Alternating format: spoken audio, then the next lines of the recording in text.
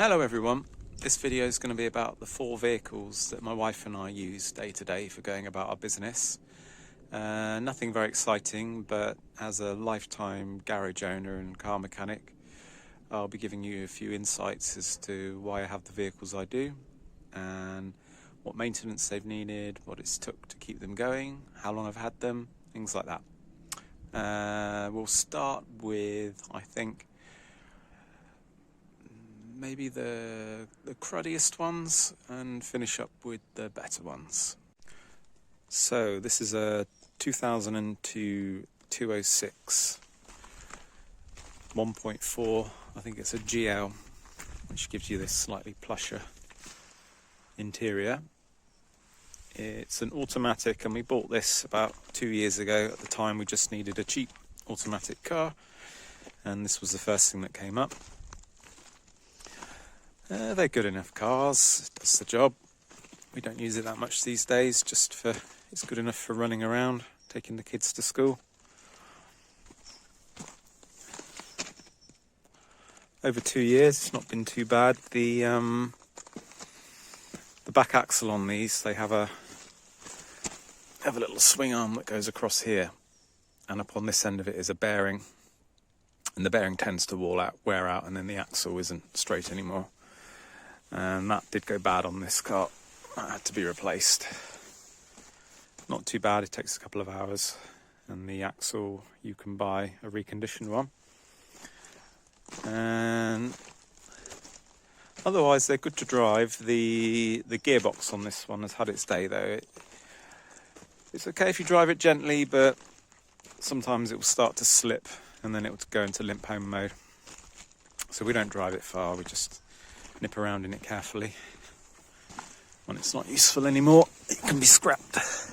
In case you've ever wondered what the French registration looks like, that's what this is. Let's see all the information on there. They call that the carte grise. We don't have road tax in France, but you pay a bit of tax when you buy a car, and that's what that amount there is, €134. That's what it costs to register it. Once you've paid that, there's no ongoing fees. You can see it varies. It varies on how big and powerful the car is, how big the engine is, things like that. And this sticker here is the French MOT. That's every 2 years. And that's the expiry date, and the green one is your insurance. I have a fleet insurance, so I don't have to pay per car, luckily. It doesn't cost me much to have my own cars insured.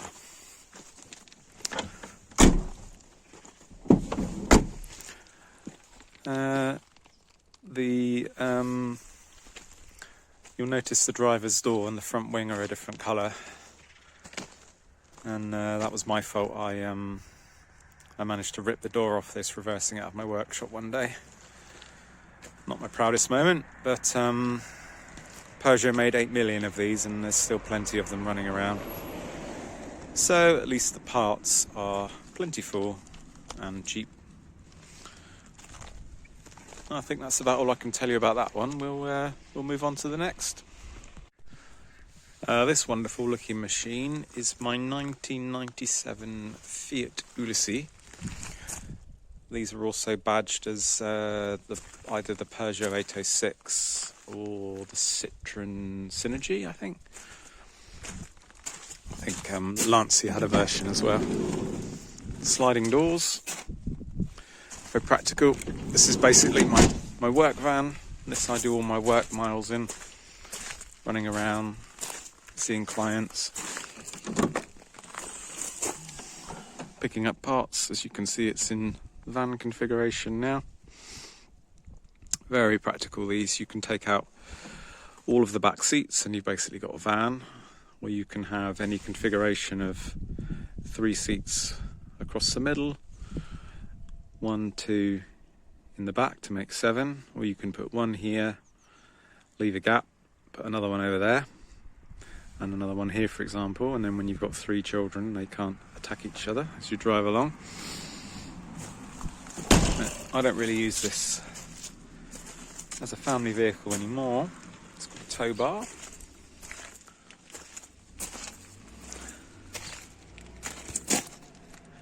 Really basic. It's got aircon, but there's no airbag, there's no ABS. And it's a 5-speed manual. Actually really nice car to drive, very comfortable, very quiet. Does what it does really well. I've had this for 5 years, and in that time I think I've changed, other than the usual brakes and tyres, the only thing that's actually gone wrong with it I think is one ball joint on the front suspension it's had, and the starter motor. I think that's pretty much it in 5 years and nearly 50,000 kilometres. As you can see, it's a one-of-one Barbie special edition,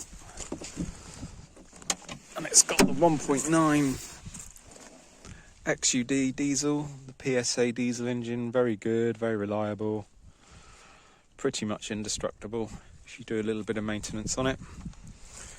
It's got a custom fuel filter set up because the plastic one next to it there, they tend to let air in, so that's just a fuel filter off like a 90s Ford diesel or something like that, just with a one pipe in and out. And the header tank is half full of oil, but doesn't seem to affect the way it drives, so just pretend we didn't see that. It's losing a bit of lacquer and losing its paint here and there, but all in all, if you want a work van that can do family duties as well, you do very well with one of these.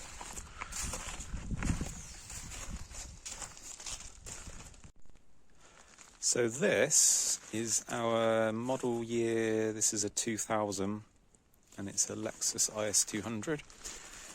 You'll notice nothing's been cleaned, by the way. It's too cold today. That's my excuse anyway. These have, this is the first generation of the IS200, and they have an inline 6 petrol engine. This one's got a 4-speed automatic. This does all the running around now, really.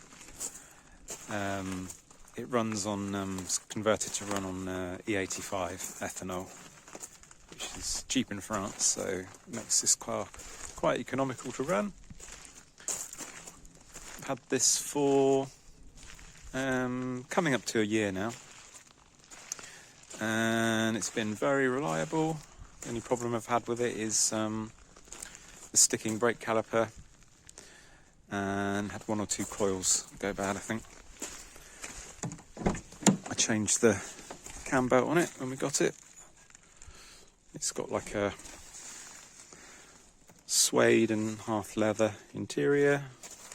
It's got heated seats. It's got a sat-nav system, which obviously is useless, but it serves as somewhere to prop the telephone up.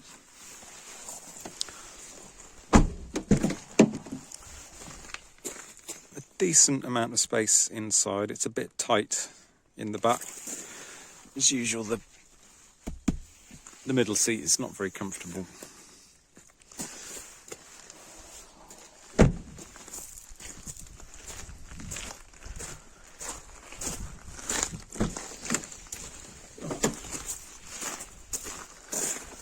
Decent sized boot. We actually took this on a road trip to Spain in the summer, and we could manage to get 5 of us in here and just about squeeze in what we needed in the boot. But these are actually really nice cars. I like these a lot. Quite a funky interior and dashboard design.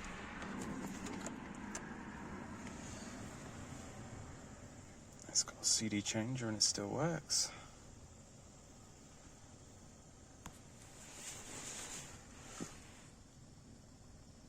Oh yeah, it handles nicely, it's fun to drive, it's rear-wheel drive obviously. One thing people complain about with these is they are quite slow. It it's only 150 horsepower, something like that. And the engine doesn't have much torque. It will give some performance if you really wring its neck, but what it lacks in power, it makes up for being really smooth. It's loads of space under here, actually really easy to work on. To do the cam belt is quite easy once you get the radiator out.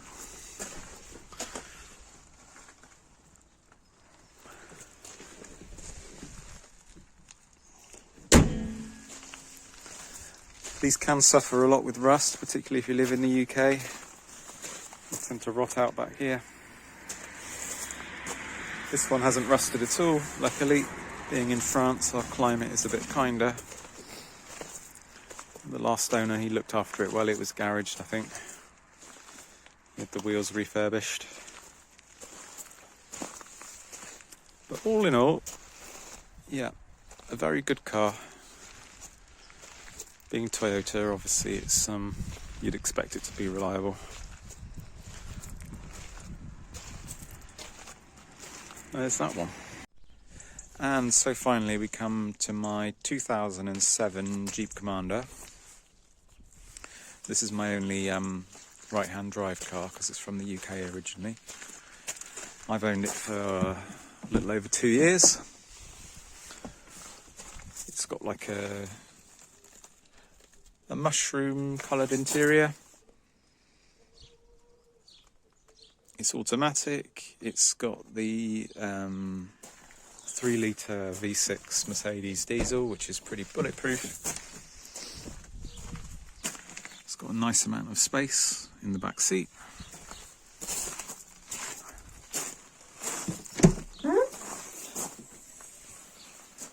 The boot size is okay. It's not the biggest boot for a vehicle of this size, but it does have 7 seats. And they fold up like so, which is handy sometimes.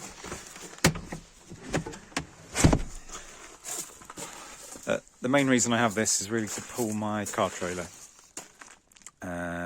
Apart from pulling the car trailer and the occasional 7-seat duties, it doesn't get used that much. Obviously it's quite heavy on fuel as well. But on the whole, good car. It's in 2 years it's not needed too much maintenance. I've only done maybe 25,000 kilometres in it.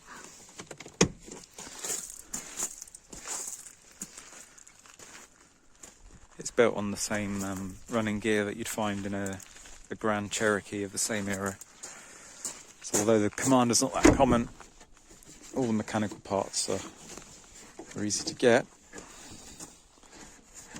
I've forgotten how to open the bonnet. Oh. There's that Mercedes V6. I think I had to put on a new glow plug module. That was bad when I bought it. I've changed 2 injectors, I think, and the turbo actuator as well. That needed changing. And this has also had the inlet manifold flap actuated, the leaked. Had a new battery. But yeah, on the whole, good car. Absolutely brilliant tow car. Even I've pulled, this has got the full 3.5 ton towing capacity. I've pulled that with it before and it's very steady. It feels really safe. Plenty of power. It's got a, I put in this aftermarket Android stereo system. So I had a good sat-nav and Bluetooth music.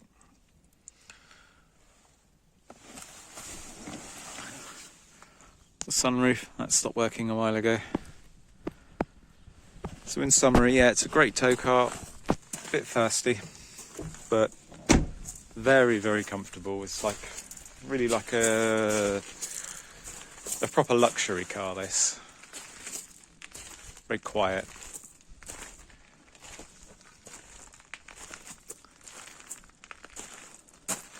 If you do need a big tow car, I could recommend one of these, definitely.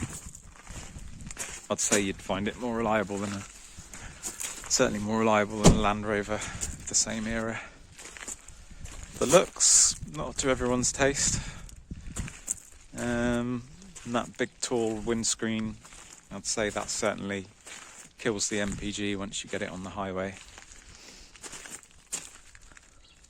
If you're not in a hurry, that's fine. There we are, that's that one. And then I just thought it'd be worth mentioning my car transporting trailer. This is a Leader. It's rated at 2.5 tons gross. I think it weighs about 550 kilos unladen, so it'll take about 2 tons, no problem.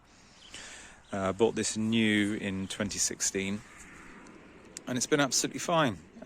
Came with a good winch that you can move to 3 different positions depending on where you want to winch from on the car.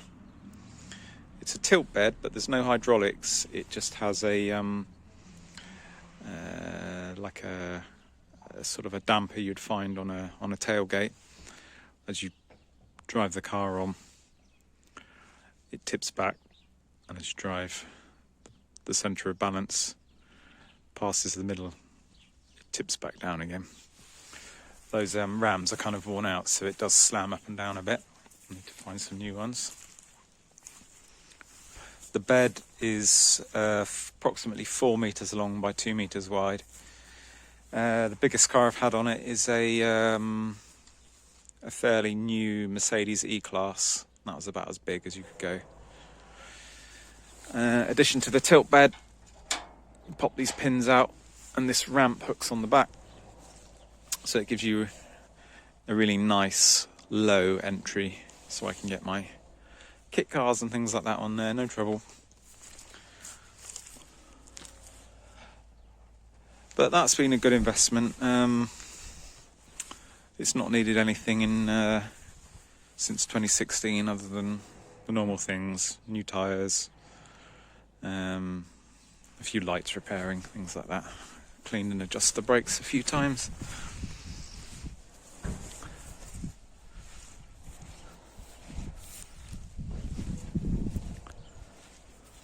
So yeah, that's that one. So as always, thanks for watching. That was my fleet. Not the most exciting collection of vehicles, but at the end of the day they're workhorses. If I had to choose a word to sum them up, it would be Bangonomics, I suppose. Don't like to spend too much money on these cars. I keep them well maintained. I try and make sure they're reliable, but they'll get used and abused. The Peugeot will probably go soon, and I'm considering buying a new vehicle to replace that one. I haven't fully decided yet, so watch this space for that.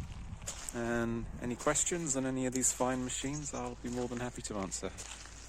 And I'll see you in the next one.